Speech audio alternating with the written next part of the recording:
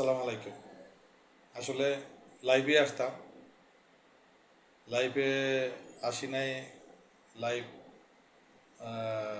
যেটা দেখায় সেটা হলো 1 মাসের জন্য আমার এই ভিডিও থাকবে, এরপরে অটোমেটিক চলে যাবে। তা আমি চাই না আমার কথা চলে যাক, যার জন্য আমার ভিডিও করা, এবং ভিডিওতে এসে আমি ফেসবুকে দিব, ইউটিউবে দিব, এবং আমার ইনস্টাগ্রামেও দিব।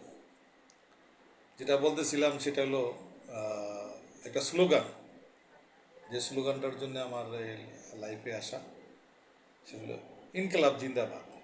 আমি ফার্স্টে মনে করছিলাম যে ইনকলাব যে পত্রিকা আছে এরা হয়তো এই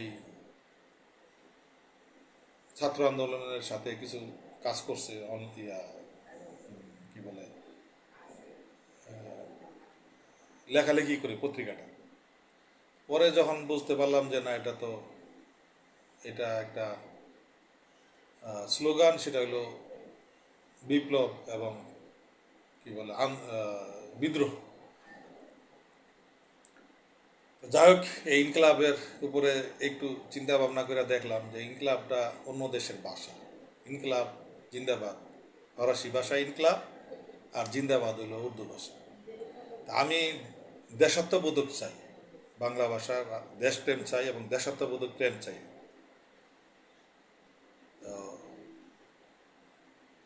আগের যে দলগুলি আছে, বাংলাদেশের যে দলগুলি, সেগুলা তো মিশ্র, দেশাত্মবোধক নাই। যেমন আওয়ামী লীগ, এই আওয়ামী হইল উর্দু, লীগ হইল ইংলিশ। এরকম প্রতিটা দলে এরকম কিছু ভুলভাল আছে, যেটা আমার কাছে কেন জানি মনে হয়েছে যে আমাদের তো দলেই দেশপ্রেম নাই, দেশাত্মবোধক নাই। তাহলে এরা গণতন্ত্র কিভাবে প্রতিষ্ঠা করবে? গণতন্ত্র প্রতিষ্ঠা করতে হলে আগে দেশকে ধারণ করতে হবে, দেশাত্মবোধক ধারণ করতে হবে, জাতীয় পতাকা ধারণ করতে হবে। যার জন্য আমি বলছিলাম, জাতীয় পতাকার আদলে জাতীয় সংসদ হলে লাল সবুজ দলে নির্বাচন করা চলে, বরাবর গবেষণায় উনি বলে। তো এখন আমরা আগে পতাকা ধারণ করি, দেশ ধারণ করি, মাতৃভাষা ধারণ করি।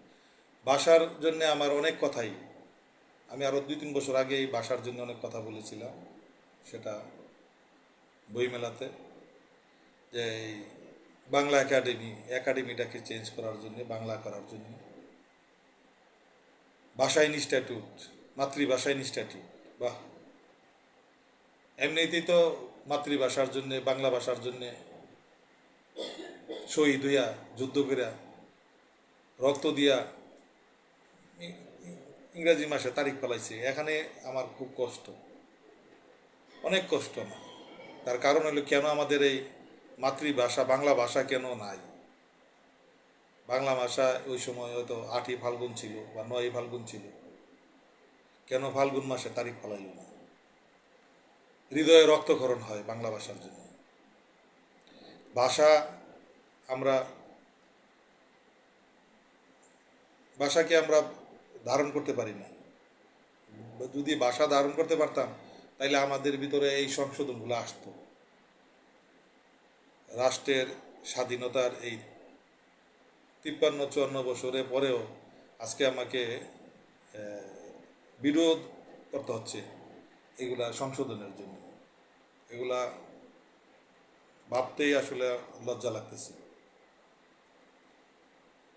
যাই হোক, আমি এই ভিডিওটা, কিছু কথা, আমার একটা বিষয় বস্তু হবে, কিছু কথা আমি কিছু কথার ভিতরে আমি রাখবো, এবং প্রতিটা দিন আমার এই যারা আমার এই কথাগুলি ভিডিওটা দেখবেন বা শুনবেন, তারা এখানে আমার বিষয় দিবেন, আমি বিষয়ের উপরে কথা বলবো, সেটা রেকর্ডিং করবো করে আপনাদেরকে আমি দিব। এবং যারা আমার শুভাকাঙ্ক্ষী থাকবেন, বিষয়টা আমি তার নামটা আমি রাখবো, তার কাছ থেকে আমি শব্দটা নিয়েছি, এবং তার অনুরোধে আমি আমার এই রেকর্ডিং ক্যাপশনও প্রয়োজন বোধে তার নাম রাখবো। ধন্যবাদ সবাইকে, ভালো থাকবেন। বাংলাদেশ এগিয়ে যাবে, বাংলাদেশের মানুষ সম্মান নিয়ে পৃথিবীতে বেঁচে থাকবে।